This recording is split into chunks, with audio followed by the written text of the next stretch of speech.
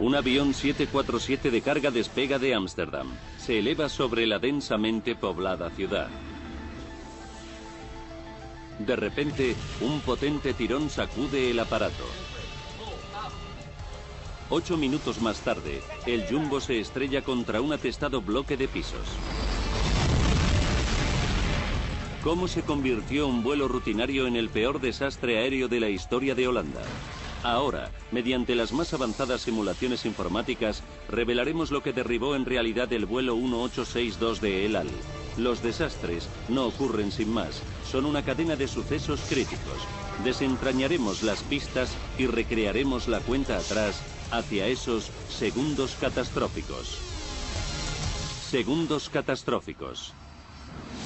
Accidente aéreo en Ámsterdam.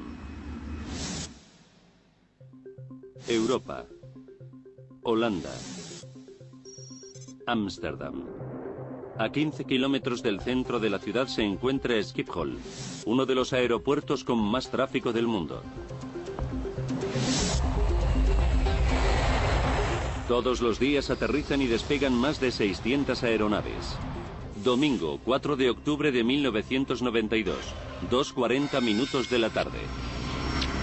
Un aficionado a los aviones capta estas imágenes de un 747 de carga de la línea aérea israelí El Al que llega de Nueva York. Tiene que recoger carga y repostar combustible antes de partir hacia Tel Aviv, en Israel, con el número de vuelo 1862. 3 en punto de la tarde. Comienza la operación de carga coordinada por Jerry Plettenberg, agente de operaciones de El Al. La carga de hoy consiste en productos de consumo, pero algunas cajas llevan la etiqueta de mercancías peligrosas.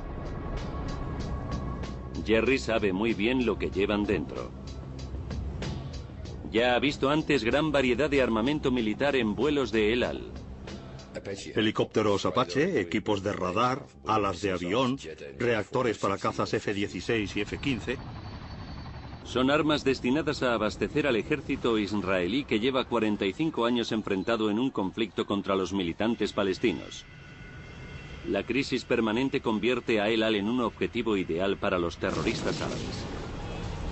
7 años antes, unos hombres armados abrieron fuego en colas de embarque de vuelos de El Al en Roma y Viena, matando a 19 personas. La línea aérea permanece en alerta constante ante posibles atentados. Guardias de seguridad armados vigilan de cerca todos sus aviones y personal. Y antes de cargarse, toda la mercancía se somete a una cámara de presión para detonar cualquier bomba introducida por terroristas. 5:20 minutos de la tarde. El vuelo 1862 ha superado los controles de seguridad y ahora le toca a la tripulación pasar la inspección previa al vuelo. El 747 tiene 13 años, pero todavía le quedan 5 años más de vida útil antes de su retirada. El capitán al mando es Yitzhak Fuchs. Tiene 59 años. Como muchos pilotos de El Al, Fuchs es un veterano de las fuerzas aéreas israelíes endurecido por el combate. Tiene a sus espaldas más de 25.000 horas de vuelo. Junto a él vuelan el ingeniero de vuelo Gedalia Sofer y el copiloto Arnon Ohad, el novato de la tripulación. Solo tiene 32 años y lleva menos de 6 meses tripulando jumbos. El despegue del vuelo 1862 estará supervisado por la controladora del tráfico aéreo Henriette van Opinen. Hacía un tiempo maravilloso para volar, con una visibilidad hasta el fin del mundo. Todas las rutas de vuelo dentro y fuera de Schiphol atraviesan zonas densamente pobladas de Ámsterdam. Una de ellas es el barrio de Wilmer, a 13 kilómetros al este.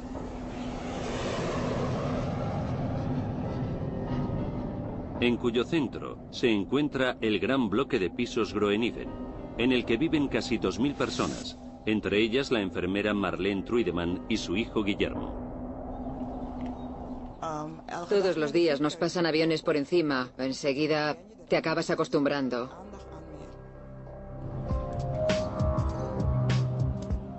Guillermo cumple 17 años dentro de 5 días. Es un típico adolescente al que le gusta la música pop y las películas de artes marciales. Pero hoy ha acompañado a su madre a la iglesia. La casa de los Truidemann se halla en el 5.º piso del edificio. Marlene y su marido, Stanley, son originarios de Surinam, una antigua colonia holandesa de Sudamérica. Graciela, su hija de 14 años, es una niña sociable que va bien en el colegio. Siempre riéndose, siempre contenta, con palabras positivas para todo el mundo. 6 en punto de la tarde. En la pista número 1 de Schiphol, el capitán Fuchs arranca los 4 motores Pratt y Whitney del 747. Recibido, en espera. Listos para despegar. Le pasa el mando a su joven copiloto Arnon O'Hare para que adquiera más experiencia con el 747. 6 minutos después de despegar, el vuelo 1862 de El Al vuela hacia el este sobre las afueras de Ámsterdam. Buenas noches. Ahora estamos sobrevolando... 6 de la tarde y 27 minutos. Los motores funcionan a plena máquina y el jumbo asciende a unos 2000 metros. Todo funciona como un reloj. La tripulación toma posiciones para el vuelo hasta Tel Aviv. En menos de 5 horas estará en casa con sus familias.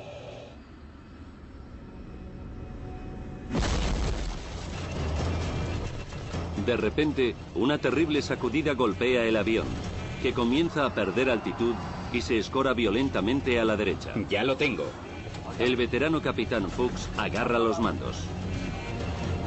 Lucha para estabilizar el jumbo. Si lo consigue, el avión entrará en una espiral fuera de control. El AL-1862. ¡Socorro! ¡Socorro! ¡Tenemos una emergencia!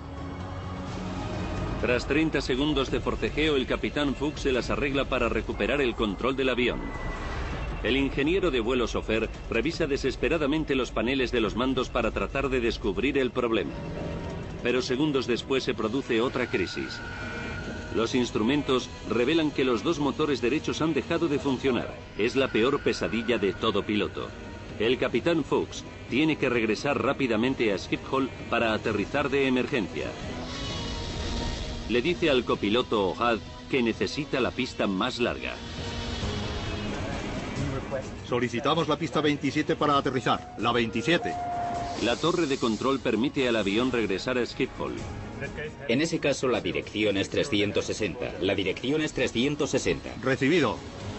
La ruta de regreso a la pista 27 pasa por encima del barrio de Bilmer, donde vive la familia Truidemann. Ella y miles de personas más se encuentran en la trayectoria del fatídico vuelo y no son conscientes de la tragedia que se avecina. El vuelo de El Al 1862, un 747 de mercancías cargado hasta arriba, está gravemente dañado y pierde altura. El AL-1862. ¡Socorro! ¡Socorro! ¡Tenemos una emergencia! 6:30 de la tarde. Los bomberos toman posiciones junto a la pista del aeropuerto de Schiphol, donde está previsto que aterrice el jumbo en menos de 10 minutos. Para alcanzar la altitud adecuada y alinearse con la pista 27, el 747 tiene que efectuar un giro en descenso sobre Ámsterdam. En su aproximación final sobrevolará el edificio Groeneveen, donde vive la familia Truidemann. Marlene y Stanley deciden visitar a un amigo cercano. Les dicen a sus hijos, Graciela y Guillermo, que volverán enseguida.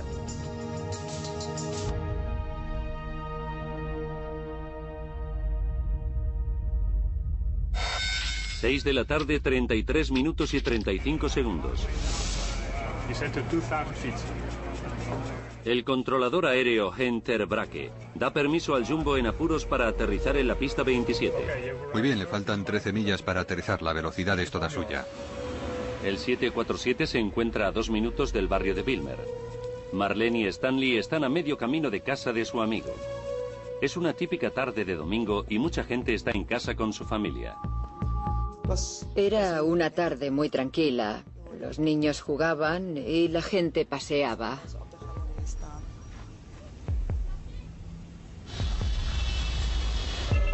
En ese momento, cuando el capitán Fuchs eleva el morro del avión para ralentizar el jumbo para el aterrizaje, el 747 vuelve a escorarse a la derecha. Intenta contrarrestarlo girando el timón a la izquierda, pero el avión no responde. El copiloto Ohad alerta a Schiphol. Tenemos un problema de control. ¿Tienen problemas de control? Recibido. Der Brake siente un escalofrío al recibir la noticia y contacta de inmediato con su compañera Henriette Van Opinen. Henk me resumió la situación por el intercomunicador y me dijo que el avión estaba en graves apuros. 90 segundos después, Puck sigue luchando para enderezar el escoramiento, pero la situación empeora y el avión pierde altura rápidamente. Se encuentra a solo unos segundos del barrio de Wilmer. Allí, Marlene y Stanley, inconscientes del peligro inminente, se acercan a casa de su amigo. Sus hijos, Graciela y Guillermo, se relajan en su casa. 4 pisos más arriba, en el otro extremo del edificio Groeniven, André Vos, de 31 años, escucha el rugido de unos motores que se aproximan. El ruido cada vez era más atronador hasta que se transformó en un auténtico rugido. De golpe, el escoramiento del avión aumenta hasta un ángulo de 90 grados y el jumbo cae en espiral hacia Wilmer. Sube los alerones. Saca el tren de aterrizaje. Estamos cayendo, estamos cayendo.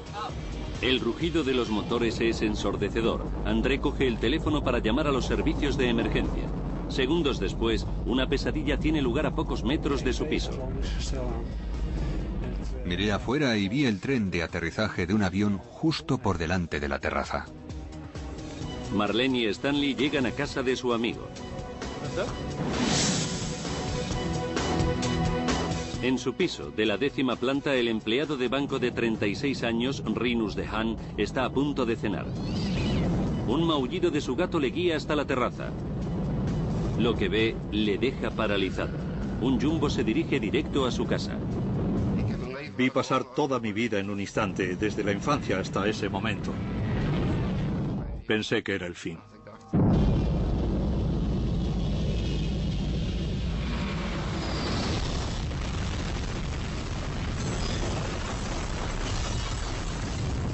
Seis de la tarde, 35 minutos y 42 segundos.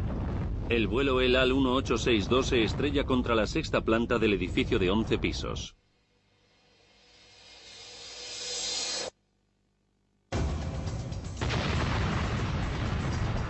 Se escuchó un gran estruendo, como si hubieran cerrado una puerta de un portazo.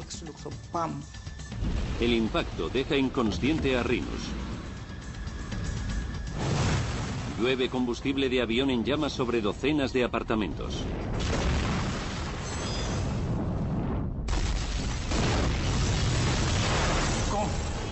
El sonido del impacto procede de la dirección donde está la casa de Marlene y Stanley, donde dejaron a sus hijos hace unos minutos. La pareja regresa apresuradamente, presa del temor. ¿Qué catástrofe habrá tenido lugar en su barrio? ¿Estarán Guillermo y Graciela en peligro? El vuelo de El Al 1862, un 747 de mercancías lleno de carga, se estrella contra la 6ª planta de un edificio de pisos.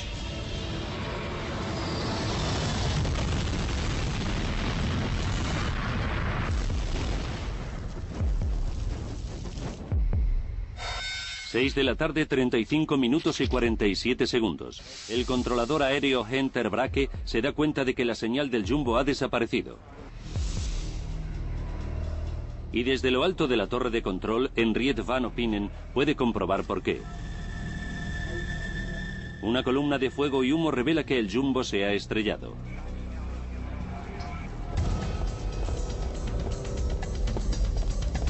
Marlene y Stanley Trudeman corren a su casa. De repente, entre los árboles, ven una torre en llamas. Stan me dijo que era nuestra casa, pero yo le dije que era imposible. Me dijo, Marlene, nuestros hijos. Y empezó a gritar, nuestros hijos, nuestros hijos. Stanley se queda paralizado, pero Marlene corre hacia el edificio en llamas, llega a la escalera y sube hasta el 5º piso. Lo único que pensaba era que tenía que encontrar a mis hijos.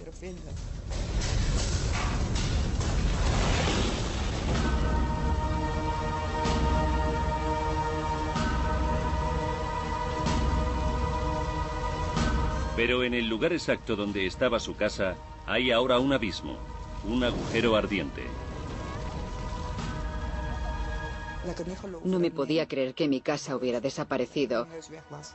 Me quedé allí parada, pensando que tenía que ser un sueño. ¡Guillermo! ¡Graciela!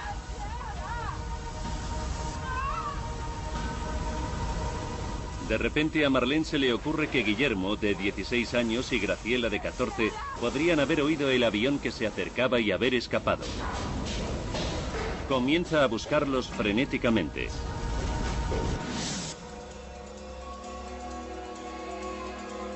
En el 10º piso, el empleado de banca Rinus de Haas recupera la consciencia. Y se arrastra hacia la puerta,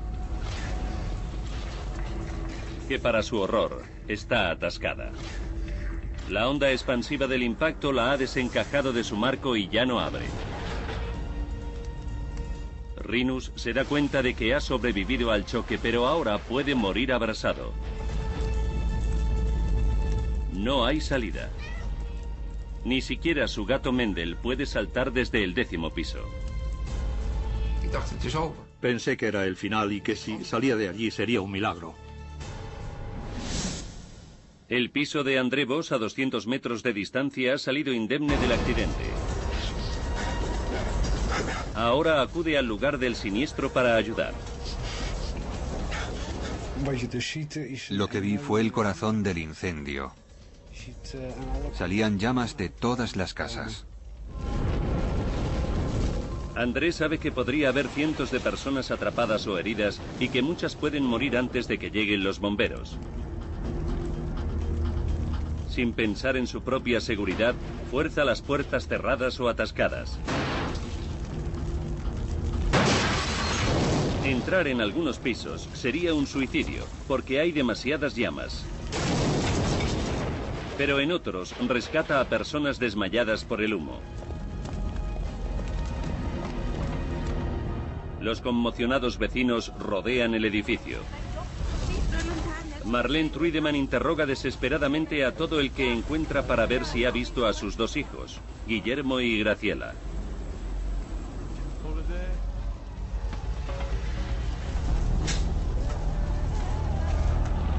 Rinus de Haas sigue atrapado en su piso de la 10ª planta y siente cómo se eleva la temperatura por el incendio del exterior. La temperatura de mi casa alcanzó los 58 grados centígrados. Estaba sudando a mares. Rinus teme que solo le quedan unos segundos de vida, pero no puede hacer otra cosa que rezar para que le rescaten a él y a su gato.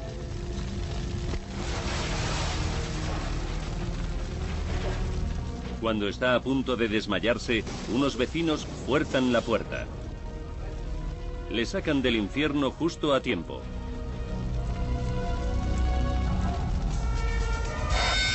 Seis 40 minutos de la tarde.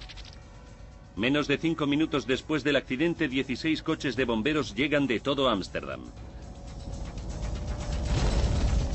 Los vecinos valientes como André Vos ya han rescatado a muchas víctimas. Ahora los bomberos se hacen cargo de la operación de rescate y de la extinción del incendio. Los equipos de noticias informan del suceso mientras los enfermeros empiezan a asistir a los heridos.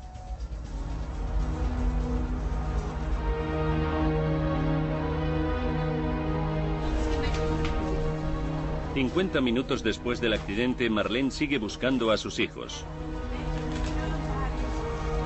Pero nadie los ha visto. Empieza a ser consciente de la dura realidad. Se había despedido de Guillermo y Graciela hace menos de una hora, con la promesa de volver enseguida. Ahora toda esperanza de volver a verlos vivos se desvanece.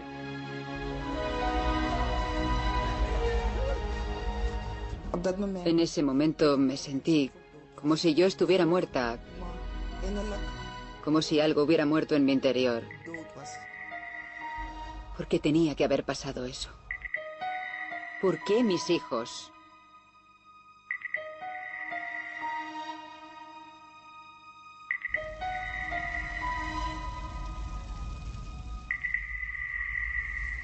La noticia del desastre se extiende por todo el mundo. Hasta 200 personas pueden haber muerto en la peor catástrofe aérea de la historia de Holanda.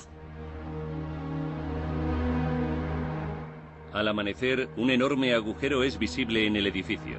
El impacto ha destrozado 31 apartamentos en 11 pisos.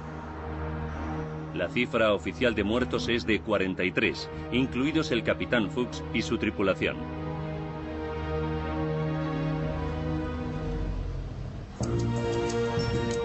El Consejo de Seguridad Aérea de Holanda moviliza rápidamente a 8 investigadores. Frans Erhardt es uno de los miembros del equipo. Es un antiguo piloto con 20 años de experiencia en la investigación de accidentes aéreos. Pero ahora se enfrenta a su peor pesadilla. Confías en que nunca pase, pero entonces pasa. Un avión enorme choca en medio de una zona residencial con muchas víctimas. ¿Qué provocó el peor desastre aéreo de Holanda? ¿Y por qué pudo volar el 747 correctamente durante 8 minutos después de la llamada de socorro antes de acabar estrellándose contra un bloque de pisos? Ahora recapitularemos los sucesos de aquel nefasto día y profundizaremos en la investigación para desvelar qué falló exactamente en el vuelo de El Al 1862. Una avanzada simulación informática nos conducirá a donde no llega ninguna cámara, al corazón del siniestro. Erhardt examina las grabaciones de la torre de control de Schiphol. Revelan que el copiloto O'Han informó que los 2 motores del ala derecha estaban perdiendo potencia. Número 3 y número 4 inoperantes. Los investigadores saben que es casi imposible que 2 motores fallen a la vez. El equipo comienza a sospechar de una causa más siniestra de la pérdida del avión israelí.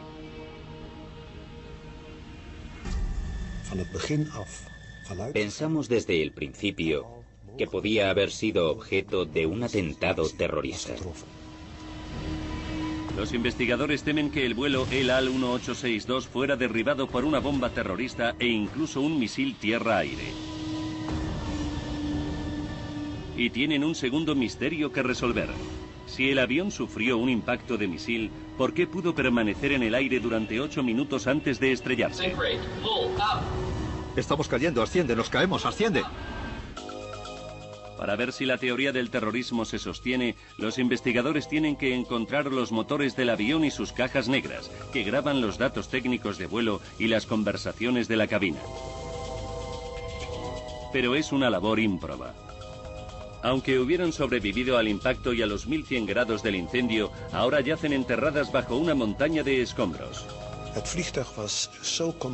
El avión se desintegró en tantos pedazos en el accidente que no sabíamos por dónde empezar. A la mañana siguiente, los equipos de investigación comienzan a registrar la montaña de ruinas en busca de pistas. Los investigadores saben que les aguarda una larga espera. Pero entonces se produce un avance inesperado. Un policía fuera de servicio revela que pudo observar el vuelo 1862 mientras surcaba el cielo de Ámsterdam. Y lo que cuenta les proporciona una nueva y prometedora pista. Los investigadores no disponen de pistas concretas para explicar por qué el vuelo El Al 1862 se estrelló contra un bloque de pisos.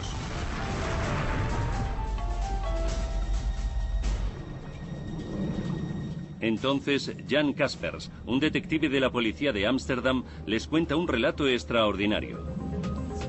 La noche del desastre, un viejo amigo y él estaban disfrutando de un viaje en barco por el lago Goimer, a 10 kilómetros al este de Ámsterdam. Su barco estaba anclado justo bajo la trayectoria del vuelo 1862 desde el aeropuerto de Schiphol. A las 6:27 de la tarde, cuando estaban preparando la cena, escucharon un gran estruendo. Kaspers salió a cubierta y vio en el cielo un 747 del que se desprendían 2 objetos. Al principio creí que se trataba de paracaídas, pero cuando llegaron a la copa de los árboles me parecieron motores de avión. Es una revelación asombrosa. Franz Erhard ordena de inmediato que un equipo de buceadores registre el lago Goymer. Recobrar los motores podría ayudar a resolver el misterio. Ahora los investigadores tienen claro que los dos motores derechos simplemente no fallaron. El número 3 y el número 4 están inoperantes. Sino que se desprendieron por completo. Como desde la cabina no podía ver los motores, la tripulación no tenía ni idea de lo que había pasado. Ahora el equipo se enfrenta a un nuevo misterio. ¿Qué puede arrancar simultáneamente dos motores de 5 toneladas de un 747? La posibilidad de una bomba o misil tierra-aire terrorista parece ahora posible. Para probar esta teoría, los investigadores tienen que recobrar los motores del fondo del lago Goymer y examinarlos en busca de pistas. Y en contra de lo previsto, tras pocas horas de búsqueda, un buceador tiene suerte. Encuentra un gran pedazo de restos de avión. El equipo rápidamente lo identifica como el motor exterior derecho del 747.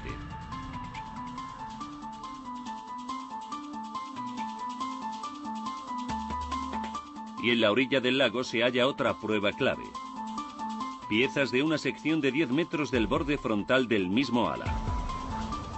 Es la primera oportunidad que tiene el equipo de determinar por qué se desprendieron los motores. Llevan los restos al laboratorio donde los científicos examinan el motor y los restos de ala en busca de restos de productos químicos empleados en explosivos.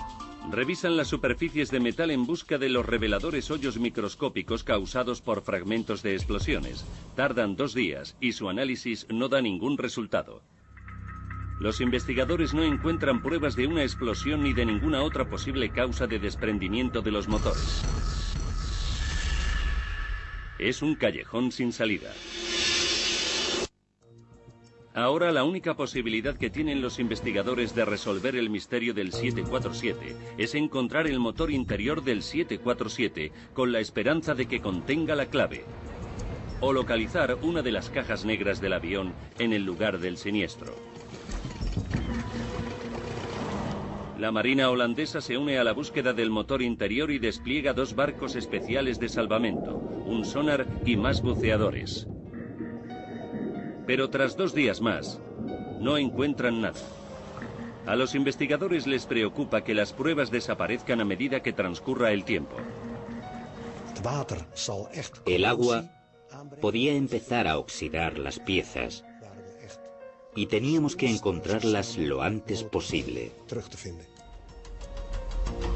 En el lugar del siniestro, las noticias son igual de pesimistas. Los equipos de búsqueda no encuentran ni rastro de ninguna de las 2 cajas negras. Para empeorar las cosas, se produce otro contratiempo. 24 horas después de la tragedia, el alcalde de Ámsterdam ordena que las excavadoras despejen los escombros, ya que se encuentra bajo presión de la opinión pública, que le exige que recobre los cuerpos lo antes posible.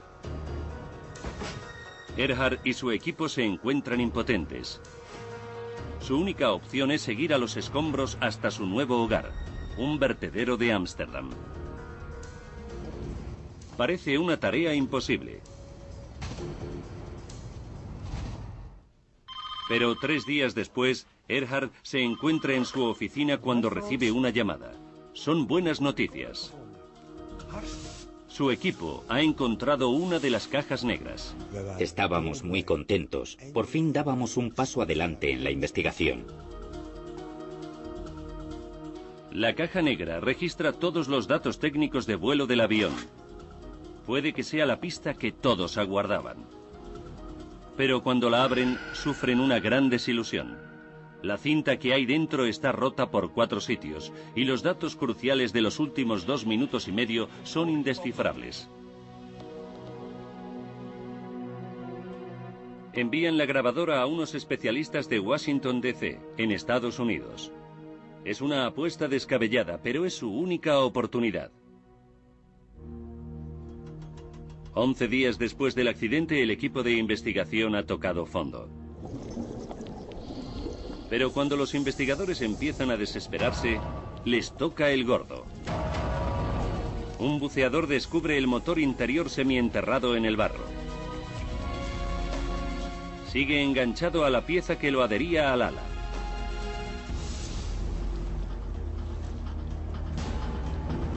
Earhart y su equipo están emocionados, pero cautelosos. ¿Y si este motor resulta tan poco esclarecedor como el primero? Está abollado y golpeado, pero no exhibe ni rastro del impacto de un misil. Y cuando lo someten a una serie de pruebas en busca de restos de explosivos, tampoco encuentran nada. La investigación llega a una encrucijada en la que queda descartado un atentado terrorista como causa del desastre. De hecho, no se encuentra ningún defecto en el motor. Pero cuando examinan el revestimiento exterior, enseguida notan algo raro. Una abolladura con manchas de pintura negra. ¿De dónde procede? Envían a analizar la pintura, pero todavía tienen que averiguar cómo se desprendió el motor. Como el reactor seguía enganchado a su sujeción, la separación debió producirse en el punto en que la sujeción se adhiere al ala. El equipo estudia el sistema de sujeción de los motores de los 747. 4 piezas se enganchan cada motor al ala y en el interior de cada una de ellas hay un tornillo de acero hueco de 14 centímetros, lo bastante fuerte como para soportar el peso de un motor de 5 toneladas a toda potencia. Pero están diseñados para fallar en ciertas circunstancias. Si un motor sufre una crisis, como un fallo mecánico o el choque de un pájaro, puede vibrar violentamente. Si las vibraciones son demasiado fuertes, el motor puede desprenderse y destrozar el ala con graves consecuencias. Los investigadores saben que para impedir esto, todos los 747 llevan un sistema de limitación de los daños. Los tornillos están diseñados para soltarse cuando las vibraciones alcanzan un punto crítico, para permitir que el motor se desprenda sin causar daños. Pero no hay señales de que el motor interior sufra una crisis, así que el equipo tiene que considerar una posibilidad escalofriante. ¿Falló algo con el tornillo del sistema de limitación de daños que provocase la catástrofe? El equipo examina la sujeción que adhería el motor interior al ala. Se centra en lo que queda de las 2 piezas principales que acumulan el grueso de la carga. Los tornillos de seguridad de ambas han desaparecido. Y en una de ellas se encuentra algo intrigante. La parte de arriba del casquillo que contenía el tornillo se ha soltado. ¿Ocurrió cuando el avión sobrevolaba el lago o antes? Expertos en metalurgia examinan la rotura y efectúan un hallazgo asombroso. Las marcas de presión no son típicas de un impacto violento. Revelan que la pieza se partió por un exceso de carga, y se dan cuenta de que eso solo pudo ocurrir si el tornillo interior se partió por un extremo, lo que transferiría una importante presión y retorcería el otro extremo de la pieza, haciéndola ceder.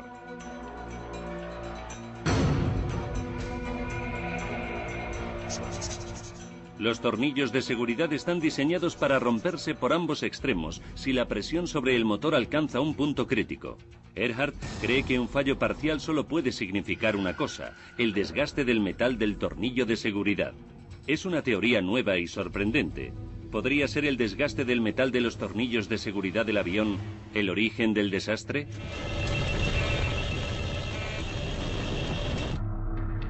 Pero Earhart sabe que el motor interior solo se desprendería si ambos tornillos de seguridad centrales fallaran. Para demostrar esta teoría, los investigadores han de encontrar el tornillo de seguridad que falta de la otra pieza central. Las probabilidades de encontrar una pieza tan pequeña en el lago Goymer son remotas. La única esperanza de Earhart es que la pieza permaneciera adherida al ala cuando el avión se estrelló.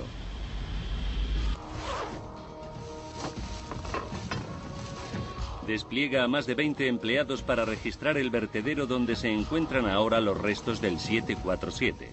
Nadie alberga demasiada esperanza porque la tuerca solo medía 14 centímetros y puede haberse desintegrado con el impacto. Localizar los restos de la pieza de sujeción era como buscar una aguja en un pajar.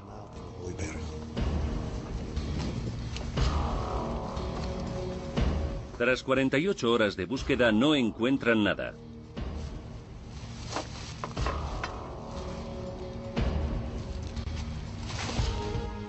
Entonces, al tercer día de investigación, hallan una pieza metálica medio enterrada en la basura. Forma parte de la pieza de sujeción central que faltaba del motor interior. Y en contra de lo previsto, aún tiene un trozo de tornillo de seguridad en su interior. Los investigadores saben que puede ser su última oportunidad de resolver el misterio del accidente. Empiezan a escanear el fragmento con un microscopio electrónico en cuanto llega del vertedero. Y encuentran la respuesta. En la pared del tornillo de seguridad hay una grieta de 4 milímetros de profundidad. La secuencia que sigue la grieta muestra todos los síntomas del desgaste metálico. El defecto se originó a lo largo de las estrías del hueco central del tornillo de seguridad. Es el avance que el equipo se había esforzado tanto por lograr. Ya saben que el desgaste del metal provocó el fallo de uno de los dos importantes tornillos de seguridad centrales. Ahora tienen pruebas irrefutables de que el otro tornillo también falló. Con cada vuelo, las grietas microscópicas de los tornillos de seguridad del motor interior se hicieron cada vez más grandes. Y el 4 de octubre de 1992 alcanzaron el punto crítico.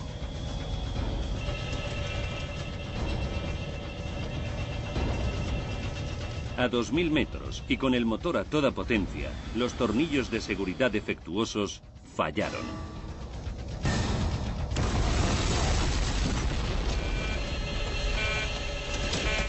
Pero los investigadores aún tienen que explicar por qué se desprendió también el motor exterior del Jumbo. Es casi inconcebible que dos juegos de tornillos de seguridad fallasen a la vez.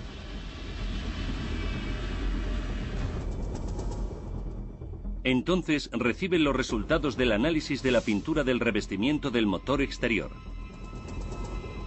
Las manchas encajan con exactitud con la pintura empleada en las aspas del ventilador central del motor exterior. Se dan cuenta de que solo existe una explicación posible.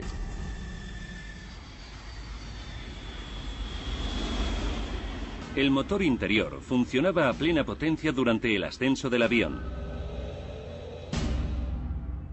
Y cuando se desprendió, no cayó sin causar daños, sino que salió disparado hacia adelante. Una décima de segundo después volvió a retroceder y golpeó el motor exterior por pura casualidad, desprendiéndolo del ala. El impacto también arranca una sección de 10 metros del borde frontal del ala. Los investigadores ahora saben que un fatídico accidente causó que dos motores se desprendieran durante el vuelo 1862. ¡Socorro! ¡Socorro!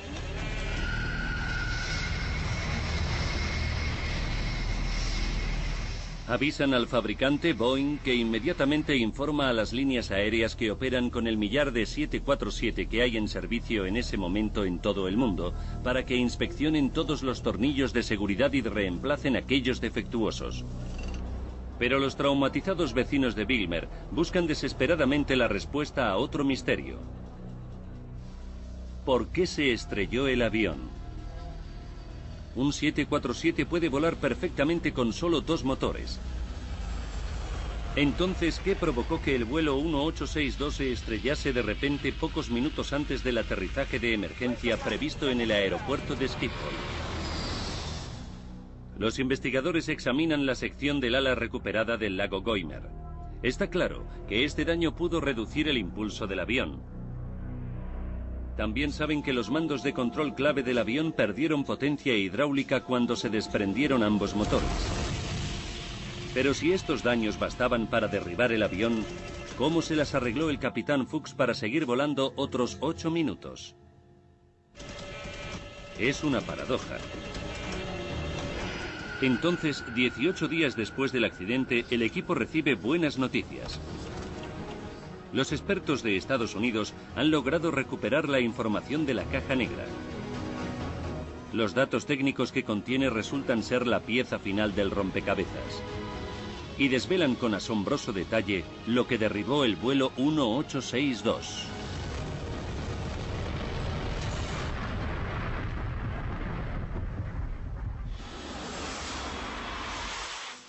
Los investigadores saben que fue el desgaste del metal lo que provocó que un motor del vuelo El Al 1862 se desprendiese y arrancase un segundo motor. El incidente también destrozó una sección del borde frontal del ala y averió los mandos de control clave. Pero los daños no eran lo bastante graves como para derribar el avión de inmediato. ¿Por qué perdió el control el avión de repente 8 minutos después de emitir la llamada de socorro?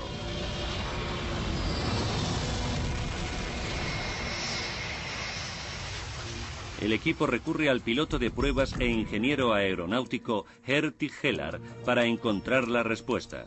Tigelaar analiza cientos de grabaciones de datos técnicos de la caja negra del 747.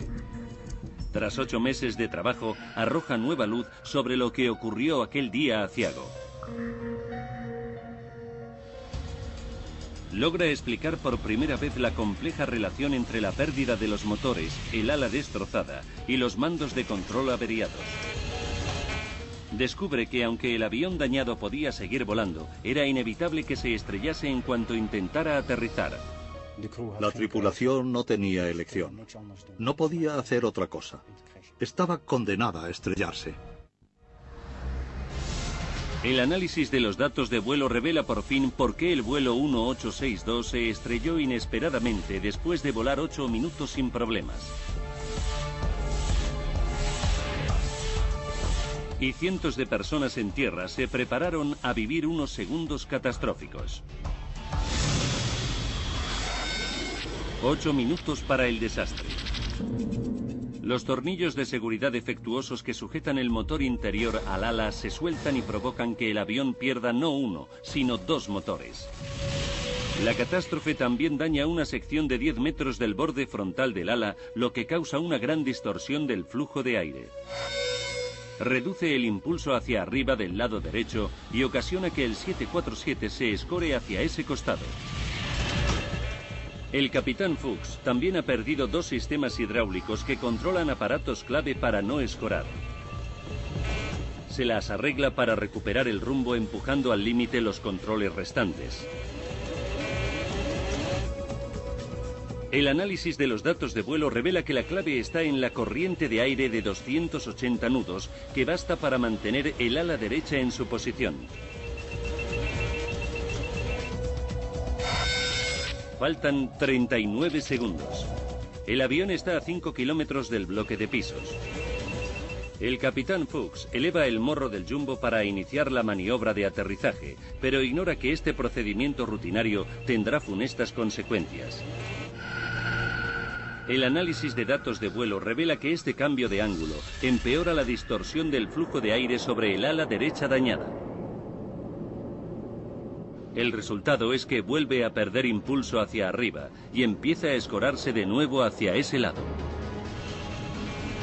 El capitán Fuchs lucha para mantener el avión nivelado. Pero la velocidad del aire ha caído a 260 nudos y el impulso hacia arriba ahora es menor. Esta vez, los mandos de control no pueden salvarle. Hay problemas con los mandos. Faltan 30 segundos para el desastre. El escoramiento y pérdida de impulso ascendente alcanzan su punto más crítico y el jumbo de 338 toneladas se precipita hacia tierra. ¡Estamos cayendo! ¡Estamos cayendo! El vuelo El Al 1862 cae a tierra desde 760 metros de altura.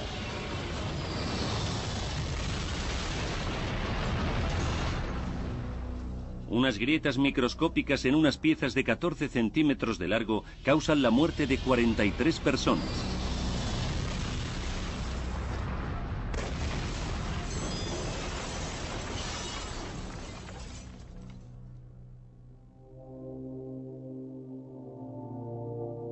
Los servicios de rescate hallan los cadáveres de Guillermo, de 16 años, y Graciela, de 14, a la mañana siguiente del accidente, a solo unos metros de donde estaba su casa. Los médicos creen que fallecieron instantáneamente. Tras la tragedia, los padres de los niños se mudaron a otra parte de Ámsterdam. No podían soportar vivir en la zona donde murieron sus hijos. No es fácil perder a tus hijos, pero puedes sacar fuerza de los buenos tiempos que viviste con ellos. Nadie me puede quitar los recuerdos, desde su nacimiento hasta su muerte. Sé que están aquí, noto su presencia. Me dan buenas vibraciones.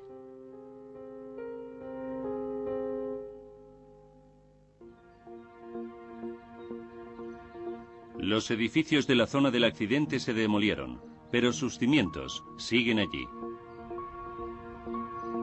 Cerca hay un monumento en recuerdo de las víctimas.